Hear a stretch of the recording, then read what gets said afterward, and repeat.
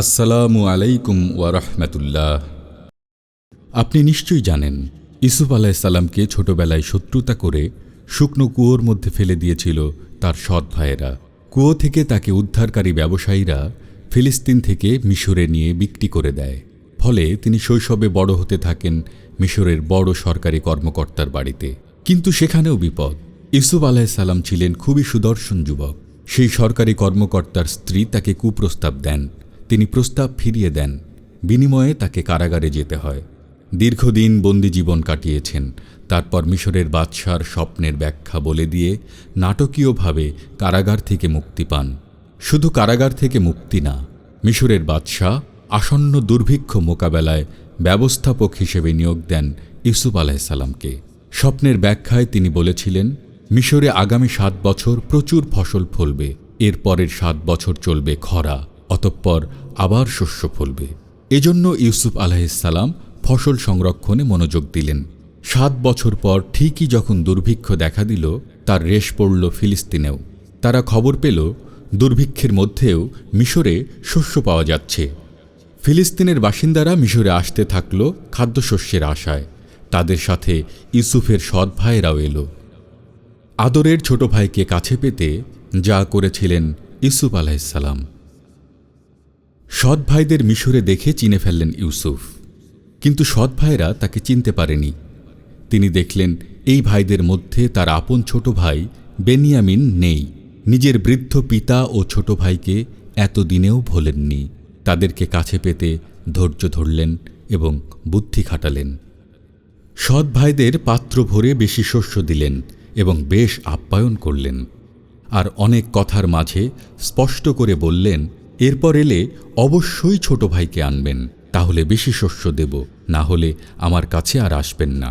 সৎ ভাইরা এতে বেশ ঘাবড়ে গেল, কারণ তাদের পিতা ইয়াকুব আলাইহিসসালাম ইউসুফের মতোই বেনিয়ামিনকে খুব ভালোবাসেন এবং নিজের কাছে রাখেন, কোথাও যেতে দেন না। ইউসুফ আরও একটা কাজ করলেন। সৎ ভাইদের পাত্রের মধ্যে শস্য কেনার বিনিময়ে যে মূল্য পরিশোধ করেছিল তা লুকিয়ে ফেরত দিলেন।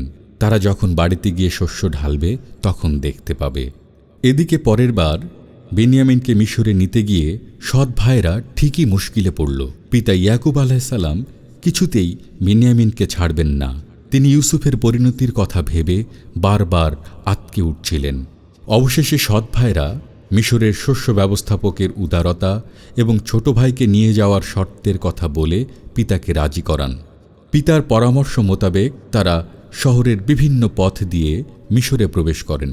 তাদের সাথে ছোট ভাইকে দেখে আবেগ আপ্লুত হয়ে পড়েন ইউসুফ। আল্লাহর শুকরিয়া আদায় করেন। ছোট ভাইকে আলাদা করে ডেকে নিজের পরিচয় দেন। সৎ ভাইদের খারাপ আচরণের জন্য মন খারাপ না করার পরামর্শ দেন। ছোট ভাইকে নিজের কাছে রাখতে ইউসুফের যত কৌশল। ছোট ভাইকে সৎ ভাইদের সাথে ফিরে যেতে মন সায় দিল না ইউসুফ আলাইহিসসালামের। কিন্তু মিশরের তৎকালীন আইন অনুযায়ী বিদেশি কাউকে তিনি রেখে দিতে পারবেন না, বিশেষ করে এই দুর্ভিক্ষের সময়ে। তিনি এবার নতুন কৌশল অবলম্বন করলেন। ছোট ভাইয়ের মালপত্রের মধ্যে নিজের একটা পেয়ালা লুকিয়ে রাখলেন। এরপর তারা যখন যাত্রা শুরু করল, তখন এক ব্যক্তি চিৎকার করে উঠল, এই তোমরা চোর! সৎ ভাইরা দৃঢ়ভাবে চুরির কথা অস্বীকার করল। তারা ঘোষণা দিল, চুরি যদি প্রমাণিত হয় তাহলে যার মালামালের মধ্যে সেটা পাওয়া যাবে তাকে এখানে তারা রেখে যাবে। এটাই হবে চুরির শাস্তি। এ ঘোষণার পর ইউসুফ নিজেই সৎ ভাইদের মালামাল তল্লাশি শুরু করলেন। অতঃপর ছোট ভাইয়ের মালামালের মধ্য থেকে একটি পাত্র বের করে আনলেন। এরপর চুরির শাস্তি হিসেবে ছোট ভাইকে নিজের কাছেই রেখে দেওয়ার সুযোগ পেলেন।